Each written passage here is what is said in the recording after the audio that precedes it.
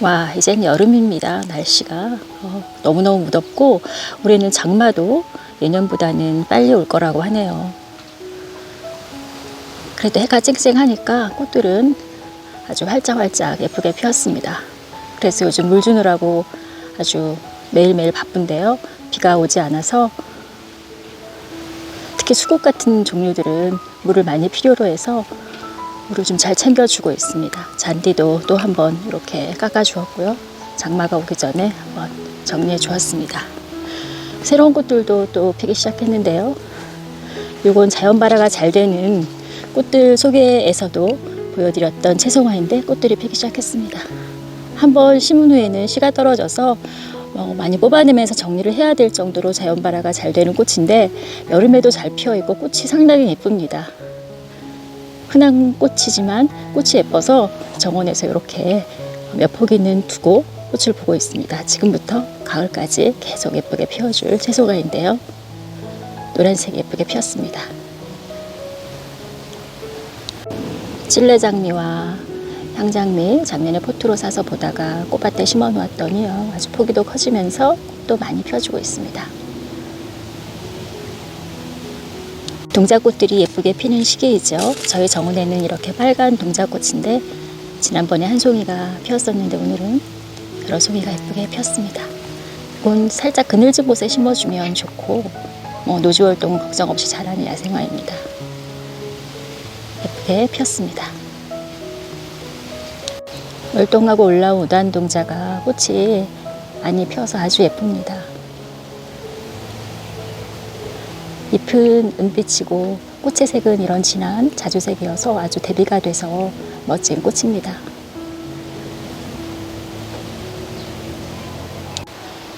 (6월에) 피는 분홍조팝이 화사하게 피어서 아주 이쪽 하단이 꽃으로 풍성해 보입니다. 클레마티스는 이제 좀 시들어서 시든 꽃대는 많이 잘라주었고요. 이 클레마티스들은 한 차례 더 피는 클레마티스라 한 번 더 꽃을 볼 수가 있습니다.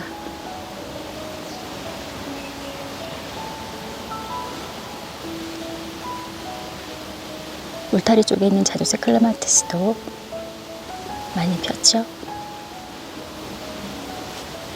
외대바람꽃이 이것도 자연발화가 잘 되더라고요. 그래서 주변에 있는 싹들을 여기저기 심어서 지금 정원 곳곳에서 외대바람꽃이 예쁘게 피고 있습니다. 이쪽에도 이렇게 예쁘게 피어 있고요. 외성백합이 아주 쨍한 색으로 화단 앞쪽에서 화사합니다.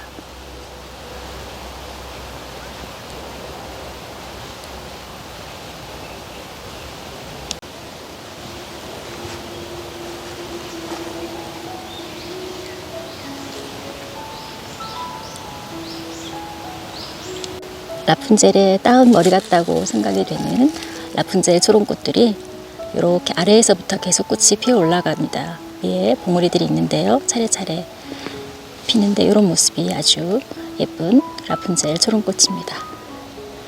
초롱꽃이 종류가 상당히 많이 있더라고요. 그래서 보통 많이 키우는 섬초롱꽃, 초롱꽃을 처음에 키우다가 이렇게 종류가 여러 가지가 있어서 골고루 심었는데 라푼젤 초롱꽃이 예쁘게 피고 있고 작년에는 피지 않았었는데 라티폴리아 초롱꽃이라고 하얀색으로 피는 초롱꽃이 이렇게 올해는 꽃대를 올리고 꽃을 피우기 시작합니다. 이 초롱꽃들은 굉장히 잘 번집니다. 그래서 그냥 꽃밭에 심으면 옆에 있는 꽃들로 많이 침범을 하기 때문에 모두 화분 안에 넣어서 심었습니다. 포기가 커지면 포기 나누기를 해서 옮겨주고 옆으로는 번지지 못하도록 그렇게 심어 놓았는데요. 라푼젤 초롱꽃도 화분 안에 넣어서 심었습니다. 정원에서 관리하기 쉽게 꽃을 보기 위해서 화분을 많이 이용합니다.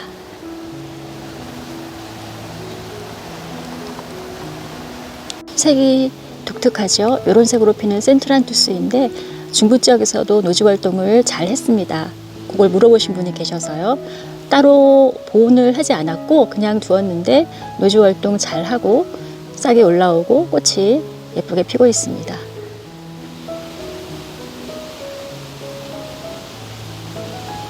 이 베톤이 또는 석잔풀 또는 스타키스라고 여러 가지 이름으로 불리우고 있는데요.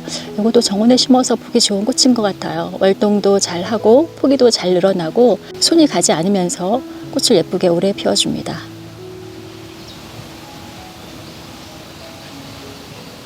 이건 많이 키우는 일반 섬 초롱꽃이죠. 이렇게 자주색이 있고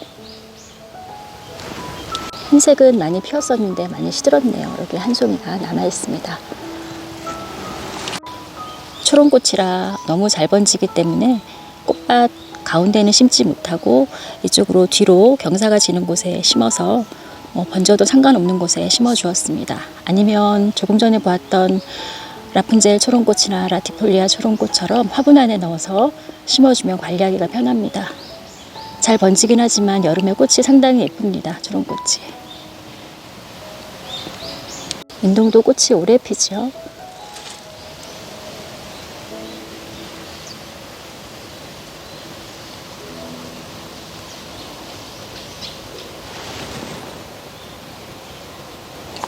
달리아들이 본격적으로 피기 시작하네요.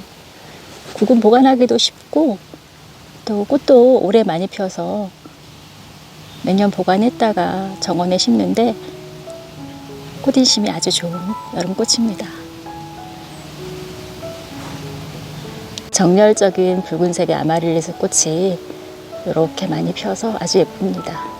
다 피었네요, 봉우리가.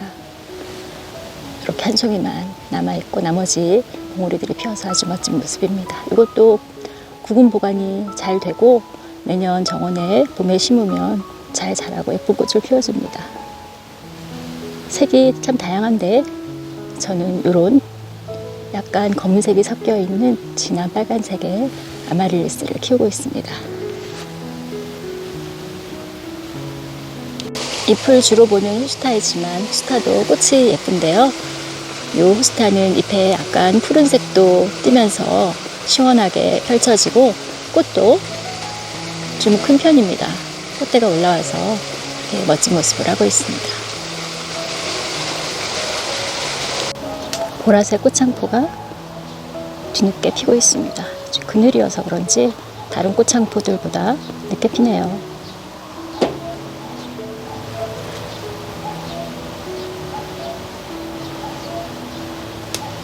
스텔라 원추리가 요즘 아주 예쁩니다.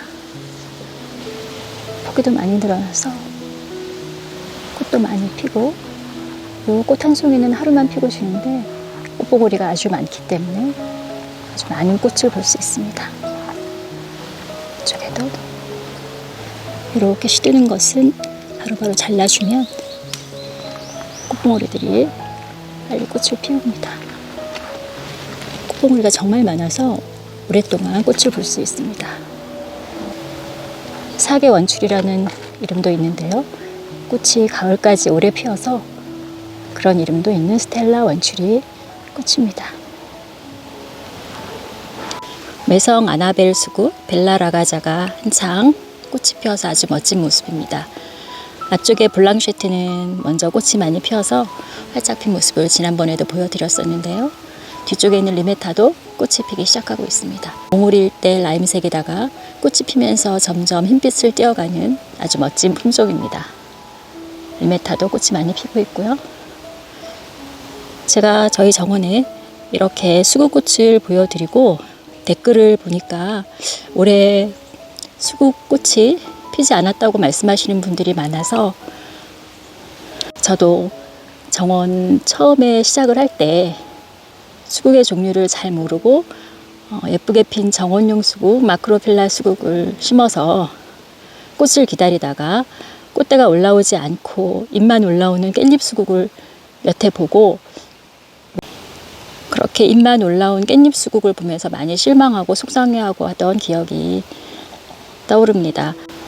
꽃은 예쁘지만 정원용 수국, 마크로필라 수국은 중부 지역에서는 꽃을 보기 위해서는 노력이 많이 필요하고 보온을 한다 하더라도 또 보온이 잘 되지 않아서 잎만 보는 깻잎 수국이 될 가능성이 많다는 걸 알게 돼서 그 후로 중부에서도 꽃을 잘 볼 수 있는 수국들을 알아보다가 이런 아나벨 수국, 또 아나벨 수국 중에서도 좀 작게 자라는 저희가 정원이 크지 않기 때문에 너무 크게 자라도 좀 곤란해서 작게 자라는 걸 알아보다가 여러 가지 종류가 있지만 벨라라가자 이 품종을 3가지를 심게 되었는데요.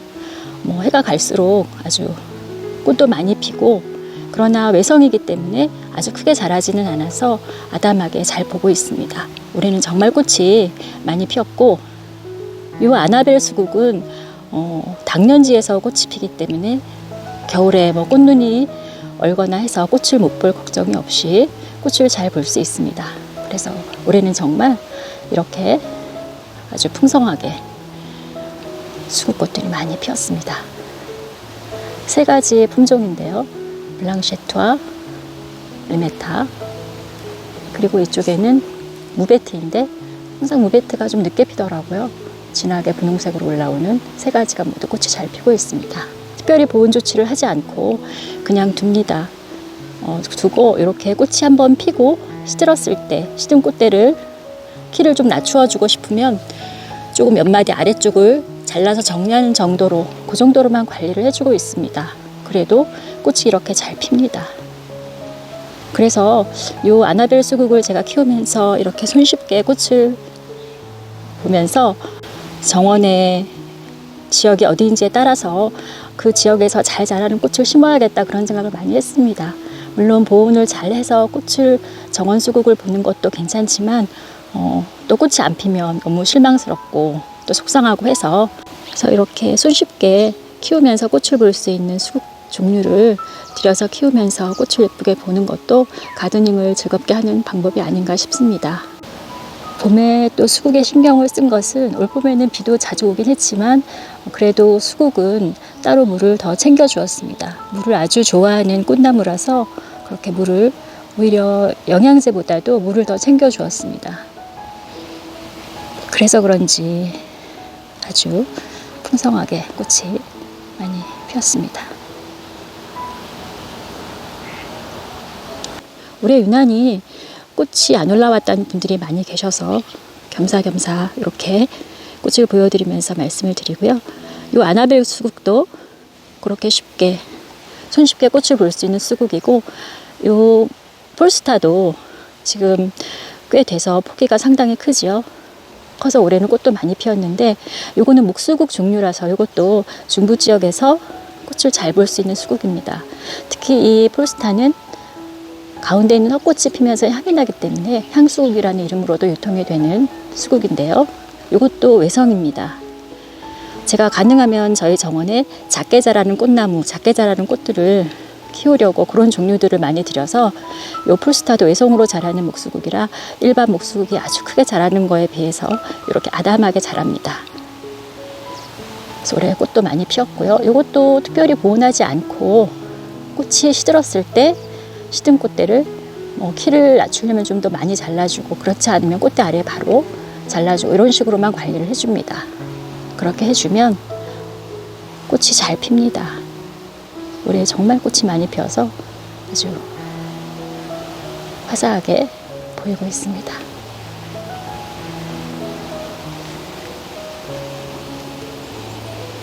그런데 이 폴스타는 저도 처음에는 목수국 계통이라서 가지 치는 시기를 아무 때나 해도 상관이 없을 거라고 생각을 하고 키웠었는데요.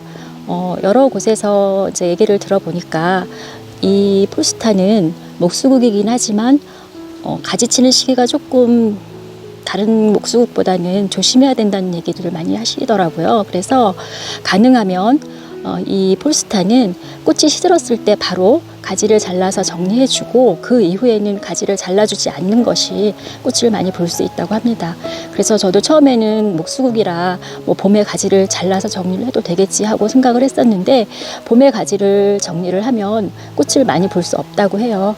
그래서 이 향수국 폴스타는 그렇게 가지 치는 시기를 조금 조심해서 꽃이 시들었을 때 바로 가지를 정리해주는 그런 방법으로 키우면 아주 꽃을 이렇게 풍성하게 많이 볼 수가 있습니다.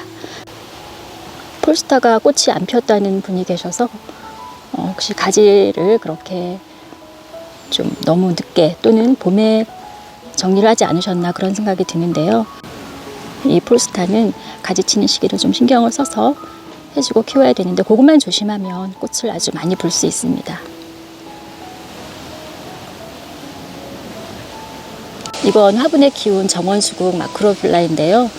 제가 정원에 그냥 심어서 여러 가지 방법으로 월동을 시켜 보았는데 매년 깻잎만 보고 해서 작년에는 화분에 심어서 다른 화분들과 같이 비닐을 덮어서 월동을 한번 시켜 보았습니다. 혹시 월동이 잘 돼서 꽃이 필 수 있지 않나. 그런데 역시 잎만 무성하게 올라오고 꽃대가 보이지는 않는 것 같아요. 그래서 이렇게 월동을 해도 꽃이 잘 피지 않는 수국을 키우면서 속상해하기보다는 그냥 나의 정원에서 꽃이 잘 필 수 있는 키우기 수월한 수국을 키우는 것도 괜찮은 것 같습니다. 그래서 오늘 제가 그런 수국들을 좀 보여드리고 있는데요. 요거는 꽃이 안 필 것 같아요. 그래서 별수국이 중부 지역에서 정말 예쁘게 볼 수 있는 수국 중에 하나인데요. 산수국의 종류라서 산수국 중에 겹으로 피는 수국을 별수국이라고 하는데요. 산수국이 중부 지역에서 꽃을 잘 볼 수 있는 수국인데 이것도 산수국의 일종이라 꽃을 잘 볼 수 있습니다. 전년지에서 꽃이 피는 수국이긴 하지만 꽃눈이 추위에 강하기 때문에 꽃이 잘 올라옵니다. 그래서 올해도 꽃을 아주 많이 보고 있고요. 전년지에서 꽃이 피는 수국이기 때문에 이 별수국은 가지 정리를 꽃이 진 다음에 바로 해줍니다. 그 이후에 너무 늦게 가지를 자르면 꽃눈이 잘릴 수가 있어서 그 점만 조심하면 아주 추위에 강하기 때문에 꽃을 잘 볼 수 있습니다. 중부 지역에서. 그래서 일반 정원수국을 키우면서 깻잎만 보셨다면 이 별수국 추천드립니다. 일반 산수국보다 꽃이 훨씬 예쁩니다. 이렇게 겹으로 피어서, 그리고 색이 여기는 산성 토양이라 파란색으로 꽃이 피었는데요. 여름에 이 파란색은 청량감을 줘서 아주 시원해 보여서 좋습니다. 토양이 염기성이라면 이 꽃이 분홍색으로 핍니다. 저희는 토양이 산성이어서 이렇게 파란색으로. 그래서 저는 분홍색보다 이 시기에는 이렇게 파란색 꽃이 피는 게 보기가 좋더라고요. 그래서 아주 시원하게 예쁘게 보고 있습니다. 중부 지역에서 정말 추천드릴 만한 수국입니다. 그리고 이 수국 썸머러브는 정원 수국 중에서 리블루밍 수국, 전년지에서도 꽃이 피고 또 당년지에서도 꽃이 피는 수국이라 전년지 가지가 동해를 입어서 꽃눈이 생기지 않는다 하더라도 당년지에서 꽃이 필 수 있어서 일반 정원용 수국, 마크로필라 수국을 보온을 해도 꽃을 보지 못하고 매년 깻잎만 본다면 그래도 그 대안으로 피울 수 있는 수국이 아닌가 싶어요. 전년지 꽃눈이 연다 하더라도 당년지에서도 꽃이 필 수 있기 때문에, 그런데 운이 좋으면 이렇게 전년지에서도 어느 정도 꽃눈이 살아서 꽃이 피기도 합니다. 그래서 한 3분의 1 정도는 가지가 말라서 그대로 지금 아직 일부 이렇게 못 잘라준 가지가 있는데 이런 식으로 다 말랐지만 또 일부는 이렇게 월동을 잘하고 꽃눈을 많이 물었습니다. 꽃봉오리가. 그래서 여기는 지금 벌써 피려고 하고 있고요. 그래서 너무 정원용 수국이 그래도 아쉽다면 일반 마크로필라 수국보다는 리블루밍 수국, 리블루밍 수국도 종류가 참 많은데 저는 그 중에서 서멀러브를 심었습니다. 이 서멀러브가 토양의 산도에 따라서 분홍색 또는 파란색으로 피고, 그리고 다른 수국보다는 좀 작게 자라는 품종이어서 서멀러브를 선택해서 심었는데요. 이렇게 꽃눈이 생기고 꽃이 피고 있습니다.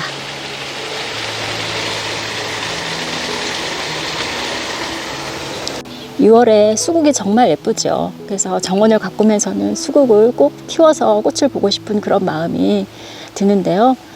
지역에 따라서 남부지방은 걱정 없이 수국을 키워서 청수국, 분홍수국을 볼 수 있지만 저희처럼 중부 지역에서는 조금 노력이 필요하고 또 노력을 해도 잎만 올라오는 깻잎 수국을 볼 가능성이 많아서 중부 지역에서도 꽃을 잘 볼 수 있는 그런 수국들을 키우는 것도 괜찮은 것 같습니다. 그래서 저는 그런 종류들의 수국을 몇 가지를 심어서 매년 꽃을 잘 보고 있습니다.